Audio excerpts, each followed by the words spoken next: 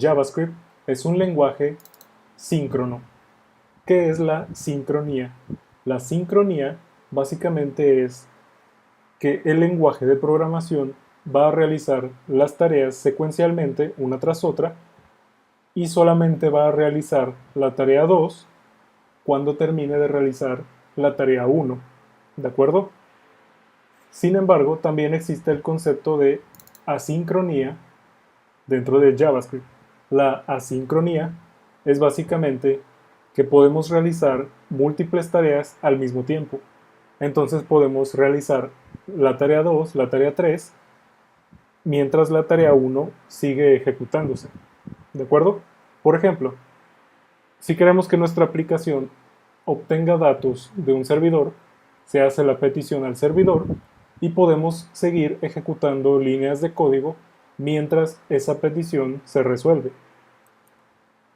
Entonces, en esta clase vamos a ver un concepto muy interesante que son las promesas.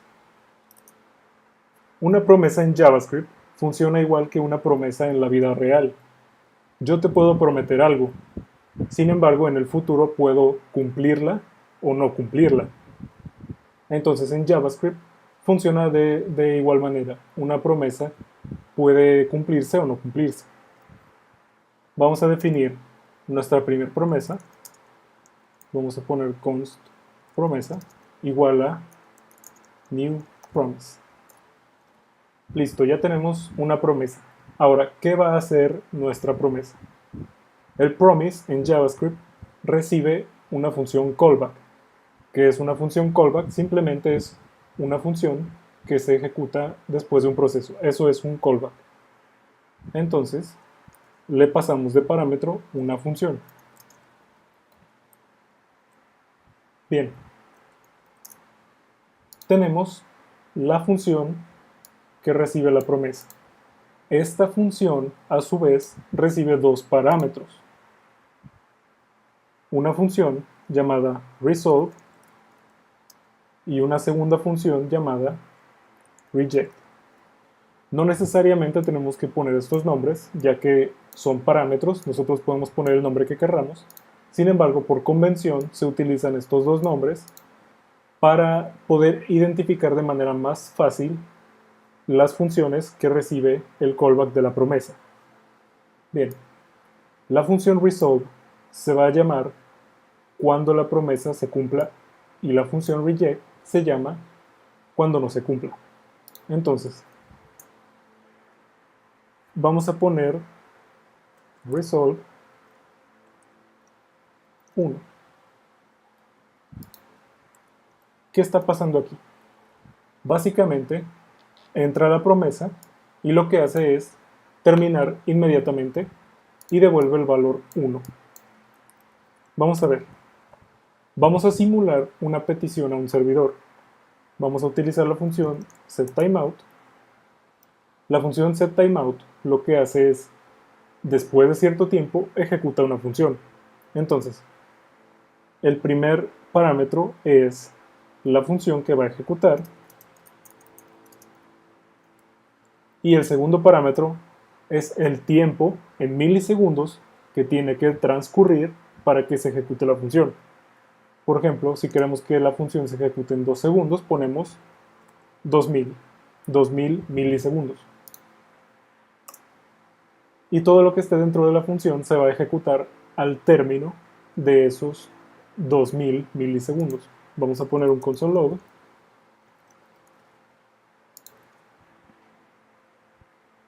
Después de 2 segundos nos muestra el hola. Bien. Ahora, aquí supongamos que hemos hecho una petición a un servidor y nos retorna una respuesta. Si nosotros queremos manipular esa respuesta al término de la petición, lo que hacemos es llamar la función resolve, que significa que la promesa se cumple, y le vamos a pasar de parámetro la respuesta del servidor, que en este caso vamos a suponer que es un 100. le pasamos la respuesta y listo. Nuestra promesa ya tiene un valor y ese valor es respuesta. Para hacer uso de este valor que estamos recibiendo en el resolve, simplemente tenemos que utilizar un método de las promesas que se llama then. Entonces ponemos promesa.then, que then en español básicamente significa después. Entonces, then recibe como parámetro un callback. Y este callback recibe un parámetro. ¿Qué parámetro es? Vamos a ponerle parámetro. Lo que recibe es lo que nos está mandando el resolve.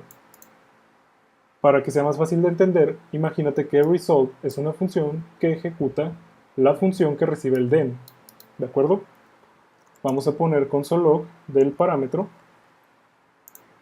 y vamos a actualizar 1, 2 y listo. Nos imprime 100.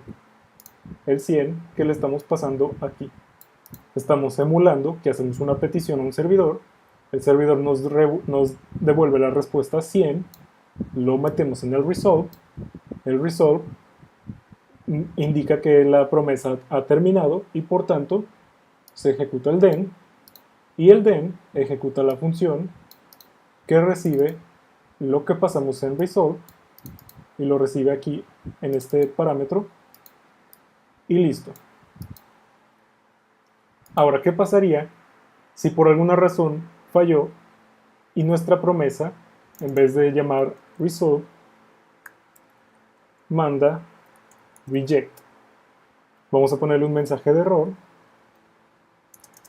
en la petición, bueno, más bien en la respuesta. Vamos a recargar.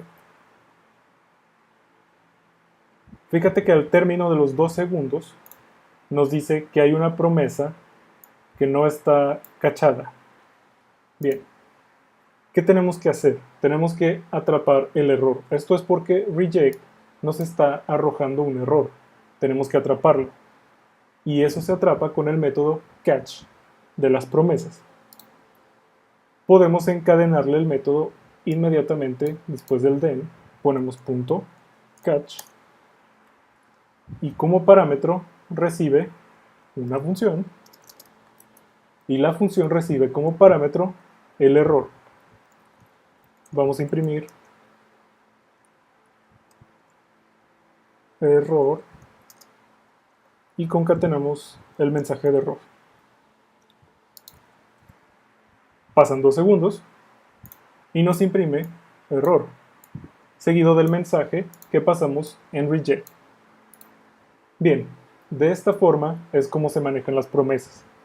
Dentro de la promesa hacemos una tarea asíncrona y al término de esta llamamos la función resolve o reject y de esta forma se termina nuestra promesa y el resultado lo podemos manipular con los métodos then y catch para el caso de resolve y reject respectivamente. Básicamente quiere decir que si nosotros no mandamos a llamar ninguna de las funciones, simple y sencillamente no pasa nada. Porque se ejecuta esta función, sin embargo, no pasa nada, no estamos retornando nada de la promesa. Básicamente así es como funcionan las promesas. Es un concepto un poco complicado al principio, sin embargo puede resultar muy útil y por eso es importante que lo dominemos antes de seguir en los siguientes temas.